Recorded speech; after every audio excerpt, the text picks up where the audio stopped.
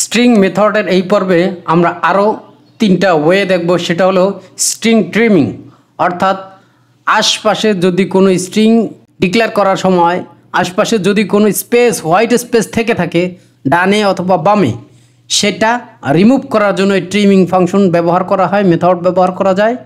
এবং string padding, স্ট্রিংয়ের যদি কখনো প্যাডিং ব্যবহার করতে হয়, সেটা আমরা সিএসএস থেকে প্যাডিং ব্যবহার বুঝি, করেও থাকি, সেটা আপনার জাভাস্ক্রিপ্ট থেকে করতে পারবে। এবং আর একটা হলো স্প্লাইট মেথড ব্যবহার করো। এটা স্প্লাইট মেথডটা ব্যবহার করলে স্ট্রিংটা অ্যারেতে কনভার্ট হয়ে যায়। তো এই তিনটা বিষয় এখন আমরা দেখব। আমরা ট্রিম মেথড ব্যবহার করব। ট্রিম মেথড ব্যবহার করে এই দেখুন আমাদের ডানে এবং বামে স্পেস রয়েছে, সেটা আমরা যদি কনসোল ডট লগ যে কোনো একটা ফিশ 1 যদি ব্যবহার দেখি, তাহলে আমরা এটা দেখব। এটার আউটপুটটা যদি দেখি, অবশ্যই আমাদের বাম পাশের স্পেসটা দেখাবে নোট ইন্ডেক্স ডট জিএস।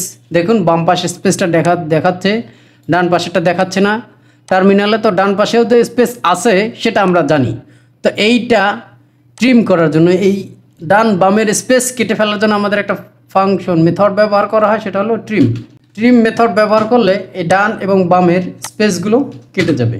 এই দেখুন এখানে কেটে গেছে, বাট এটা ডান পাশেরটা বোঝা যাচ্ছে না যে কত বড় ছিল এটা। তো সমস্যা নেই, প্রোগ্রামিংয়ে কাজ করার ক্ষেত্রে তখন এটা ব্যবহার হবে। এবং ট্রিমের আরও দুইটা বাচ্চা আছে, বাচ্চাই বলবো আমি। সেটা হলো আপনি যদি ফিশ টু ব্যবহার করেন, ব্যবহার করলে সেটা যদি দেখি, ফিশ 2 ব্যবহার করে আমরা যদি আউটপুটটা দেখি, তাহলে দেখুন এই যে এর বাম পাশে স্ট্রিং আছে, তার মানে স্পেস আছে। স্পেসটা যদি আমি রিমুভ করতে চাই, তাহলে ট্রিম স্টার্ট নামে একটা ফাংশন মেথড আছে, সেটা ব্যবহার করব। এটা যদি দেই, তাহলে দেখুন এই বাম পাশের স্পেসটা কেটে গেছে। এখন এটা তো বোঝা যাবে না, তারপর এটা অ্যাপ্লাই করে দেখি ট্রিম ইন্ট। এটা ইন্ট ফিশ 3 ট্রিম ইন্ট করে দিলাম। এর শেষে যদি স্পেস থাকে সেটা রিমুভ করে দেবে। এই যে বাম পাশের স্পেসটা আছে, ডান পাশের স্পেসে রিমুভ করে দিয়েছে। এটা হলো ট্রিম ফাংশনের কাজ। সেমভাবে আমরা প্যাড ইন ফাংশনটা ব্যবহার করতে পারি। প্যাড ইন ফাংশনটা এটা এই সেমভাবে প্যাডিংয়ের কাজ করে। আমরা এর দুইটা ফাংশন আছে, প্যাড স্টার্ট, প্যাড ইন্ট। এই দুইটা এইভাবে ব্যবহার করতে পারি যেভাবে আমরা ট্রিম ব্যবহার করেছি। সেমভাবে আমরা ট্রিমের মতো করে প্যাডিংয়েরও ব্যবহার করতে পারি। প্যাডিংয়ের ব্যবহার করতে হলে আপনাকে নতুনভাবে একটা ভেরিয়েবল লিখে দিলাম, এটার মান দিলাম, এটা একটা স্ট্রিং নিলাম 5। তো এইখানে কনসোল ডট যদি লগ করি, তো সেক্ষেত্রে আমাদের নাম্বার, সিঙ্গেল একটা নাম্বার নিলাম স্ট্রিং হিসাবে।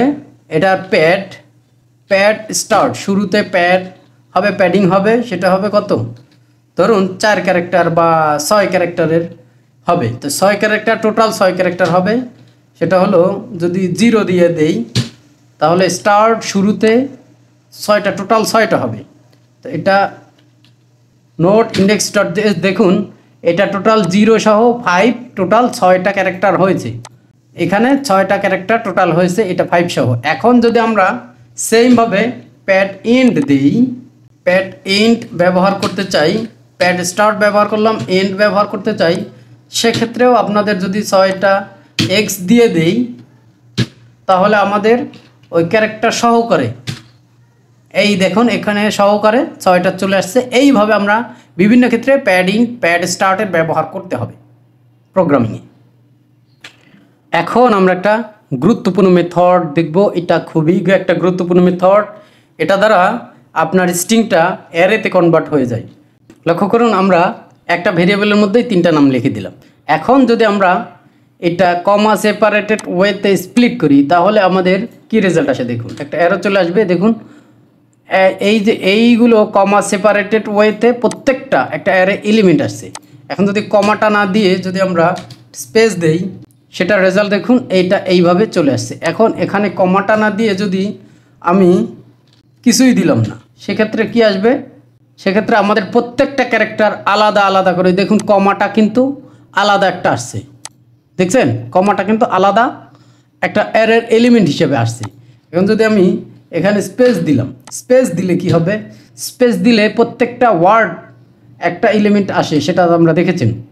এবং আমি যদি অন্য কোনো সেপারেটর দিয়ে দিই, দেখুন এই সেপারেটরটা আমি ইউজ করলাম, তো সেক্ষেত্রে কিন্তু আমাদের এই সেপারেটটা নাই। এই সেপারেট যদি কোথাও পেতো, এইখানে মনে করেন ধরুন আপনি এই কমানা দিয়ে আমি এখানে এটা ব্যবহার করি, তাহলেই আপনারা ডিফারেন্টটা বুঝতে পারবেন। তো এই সেপারেটটা যেখানে পাবে সে তো ওইখানে আলাদা করে দিবে। দেখুন ওই সেপারেটটা পাওয়ার কারণে এইটা একটা এলিমেন্ট এবং এই দুইটা মিলে একটা এলিমেন্ট, এবং ওইখানে সেপারেট না পাওয়াতে সবগুলো মিলে একটা অ্যারের এলিমেন্ট ছিল। তো এইভাবে স্প্লিট মেথডটা কিন্তু আমরা সরাসরি অ্যারেতে কনভার্ট করে বিভিন্ন কাজে ব্যবহার করতে পারি। ধন্যবাদ।